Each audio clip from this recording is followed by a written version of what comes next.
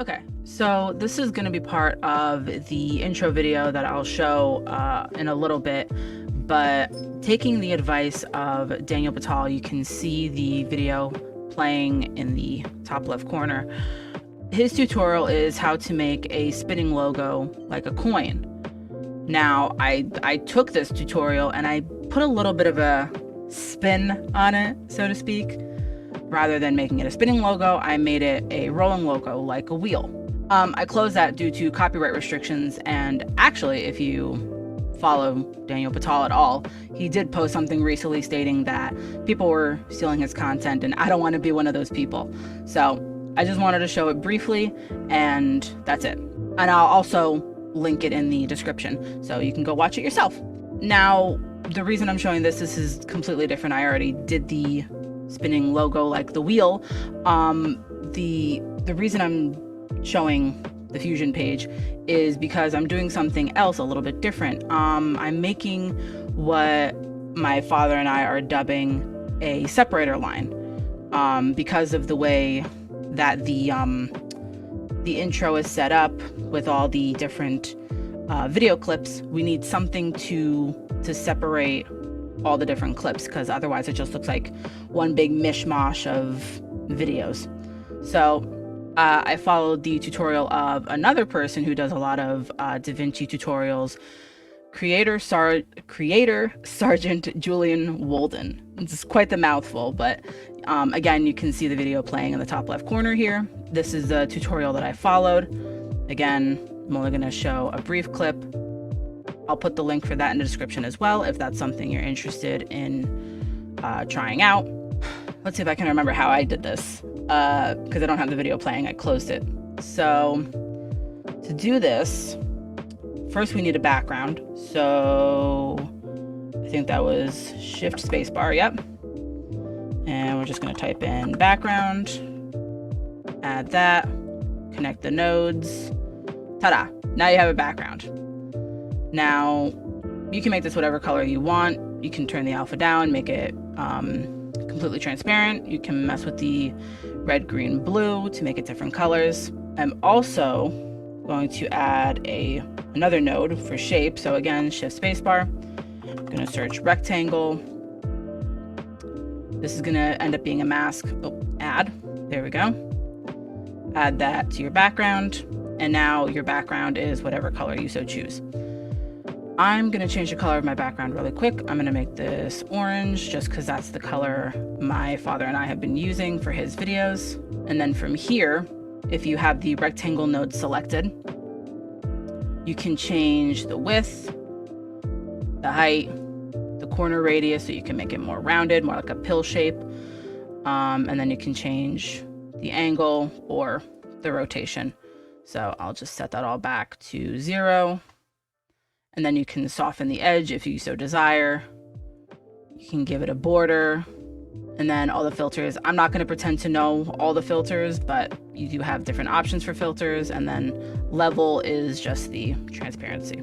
You can add an image if you want an image instead. But I'm just going to stick here with just the controls. I'm not going to go too crazy. I'm just trying to make a line. So I'm going to bring the height down.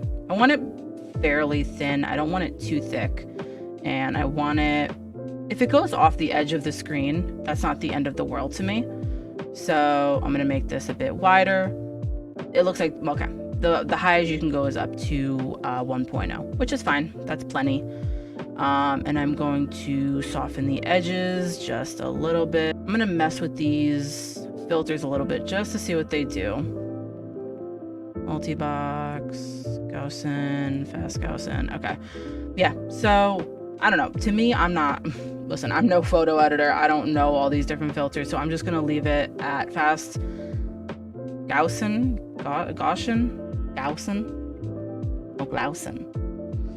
There's my dad in the background teaching me how to pronounce words. I'm going to leave it at the fast Gaussian filter, which is fine. And I'm just going to mess with the softness just a little bit more. Let's make it, yeah, I like round numbers. So we'll leave it at 0.009. Border width, I think it's Gaussian. Well, he believes it's Glausen. I don't see an L in there. I don't. Glausen. If anybody knows how to pronounce it, please let me know. But maybe the L is silent, you know, like in the word herb, how the letter H is silent. I'm not going to invert anything. I don't need any border styles. Center is fine. But yeah, I'd like to say it's fairly simple, but if you're a beginner like me, I still consider myself a beginner. I've only started working with DaVinci, maybe a year and a half ago, 2 years ago. Let's make it a year and a half. I've only been working with DaVinci about a year and a half, and as far as the edit page is concerned, I'd like to think I'm actually pretty proficient in it. The same thing with the color page. I haven't used Fairlight a whole bunch, but I kind of have a bit of a handle on it. Fusion is the one thing that had me almost in a mental breakdown. And I know that sounds like it's, how do I put this? Like an exaggeration, like a severe exaggeration, but it's not. Every time I had to use Fusion, I would freak out. I would try to avoid it like the plague. But, you know, if you find the right people, if you find the right tutorials on YouTube, and they explain it in depth, then Fusion is actually fairly simple. Now, this is only the base, like not the base, but this is like the basic parts of Fusion, like creating a line, creating a rolling image.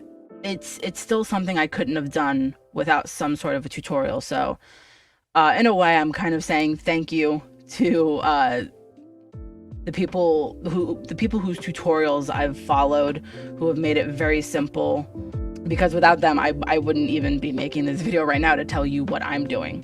So just before I do move on, just backtracking a little bit, this is what I did for the rotating image here. This is my father's logo, and you can see, I know this looks kind of scary, a little bit wild, but it's actually fairly simple. And I did this watching the tutorial, like I mentioned previously, from Daniel Batal. That will be in the description below. So this is the transform 3D node that he showed that I used, and you have here the translation. So this is left, right, up, down, in, out, like forward, back. And then this is your rotation. So X is like a coin, flipping it like a coin. Y spins it like a coin. And then Z is what rotates it, like a wheel. And then you have pivot, which I didn't touch. Scale, I didn't touch either. A lot of this I didn't change or do anything with. The only thing I changed was the Z rotation. So, also following the tutorial, once you have this all set up, just to fine tune the animation a little bit further, you have to come up here to the spline, and this is where you can adjust how fast it spins, how slow it spins, just by grabbing this node here, the top node here. You're just going to drag that forward, back, and that is going to determine how fast or slow it spins. And then up, down, I believe, is how long it takes to rotate, I think. That wasn't touched upon in Daniel Batal's video. I'm just taking a guess. But I know all of this looks very wild, very scary, but honestly, once you get the hang of it, like I said, once you find the right tutorials, it's gonna be so simple you're gonna laugh at yourself, because I know I did. All right, one more thing I'm gonna show to quote unquote get this into the edit page, because it's already in the edit page. Just go back to the edit page. To start, you need to create a fusion composition, which is here. You go to the media pool, right click, new fusion composition. Once you have that fusion composition, you drag that into the timeline like this. Right click on that. Actually, I'm gonna put my scrubber head over that. Right click on that. You're gonna open in Fusion page and then do everything else that I showed you. I know, kind of backwards, but I started recording a little bit late. I already had the Fusion composition already created and everything. So go back to your edit page. I don't need that. I can get rid of that. Go back to this, and then you can just move it into place. So I need it here. I actually need one more track. I'm going to copy, paste, and paste one more time because I need 3. Okay.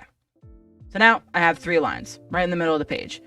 From this point on, it's fairly simple. I'm going to disable those 2 for a second. Actually, I need to make this a little bit thinner. So I'm going to go back to the Fusion page for a second. Oops. Sorry, I forgot. Open in Fusion page. And this is where we have the rectangle selected. And then come back to this. So I'm going to bring the height down a little bit more. Of course, it has to be 13 because why wouldn't it be? I'm going to bring down the softness just a little bit because now it's almost like it's transparent. Like I said, just go right back to the edit page because it's already in place. And you just move it into place, up, down, left, right, however you want by using the transform options in the inspector on the right side of the DaVinci window. I'm gonna have to get rid of these because I changed this one. So copy and paste this again 2 more times, put those back in place, and just do the exact same thing. So I'm gonna move this one up into place. And then you can see here very vaguely, I'm gonna, zoom in a little bit. You can see right here, there is a separation in the 2 video clips here that I want to separate, basically, to put it simply. So we'll rotate this 90 degrees. And then I know this is gonna sound wild. You'd think this is still the top and this is still the bottom. Incorrect. This is still left and this is still right. Or, well, technically, because this is positive 90, not negative 90, this would be left and this would be right. Either way, left is left, right is right. So we'll bring this up, bring this down, and voila. We'll make that full screen just so you can see it better. So you can still kind of see the separation between the 2 clips, but it's a bit more hidden in by the like smoky line that's there, along with this here and this here. I have my dad over my shoulder because it is for his video. He wants me to bring it down just a little bit, so I'll do that. And I'll bring that up just a little bit. And there we go. He gave me the okay. Everything looks fine and dandy. So there you go.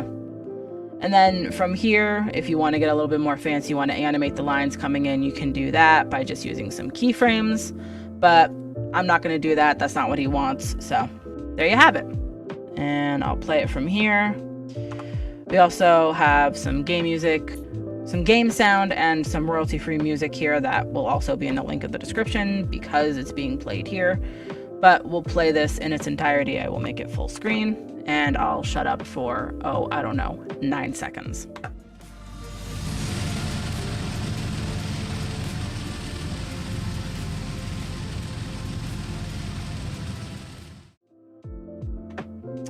And there you have it. That's what I have created, obviously with the help of my father and him pointing me in which direction he so desires. I mean, all he did was record the video, but he also did stand behind me in telling me, no, do it this way. No, do it that way. What if you do this? So, I mean, he's a little anal retentive, but I mean, he is my dad, so I guess I love him. But there you have it. Again, I know it just looking at this and everything that was done, it looks very complicated. I mean, even my sister, who is autistic special needs, knows absolutely nothing. I mean, if I sat her in front of DaVinci, she would have no idea what to do.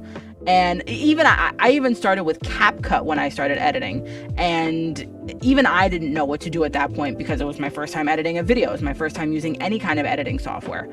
And even I was okay. And when my father sat me down in front of DaVinci, I about had a panic attack because it was so much more and I was so lost. I didn't know where to begin. So even my sister looking at this, watching this little 9-second clip I created, she would be like, wait, how did you do that? Well, how did you get this to roll? How did you get the little train to move across the screen? How did you do the line? She would be so lost. So yes, looking at it, watching it, it seems very complicated. But if you just take the time to do some searching and find the right tutorials, super simple, honestly. It's really not that difficult.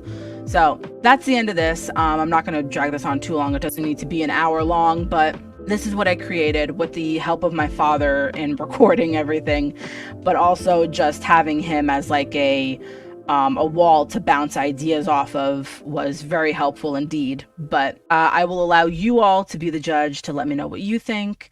And if Daniel Batal, by some happenstance, sees this, thank you very much for your tutorials. You're an excellent creator, and your tutorials are, I mean, crazy simple, stupid. So thank you all for sitting here and watching this and giving me your feedback. I mean, how do you think it looks? Let me know in the comments below. Be sure to subscribe, hit that bell, and turn on notifications, and I will see you all in the next video. Bye bye for now.